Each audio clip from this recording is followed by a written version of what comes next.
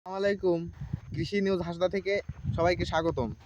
আমি এখন আছি এই মুহূর্তে একটি পেয়ারা এবং মালটা বাগানে। আসসালামু আলাইকুম ভাই, ওয়ালাইকুম আসসালাম। কেমন আছেন? জি আলহামদুলিল্লাহ ভালো। তো আমরা দেখতে পাচ্ছি এই বাগানটা কি আপনার? জি। তো এটা কি জাতের মালটা? এটা হচ্ছে চায়না মালটা। চায়না?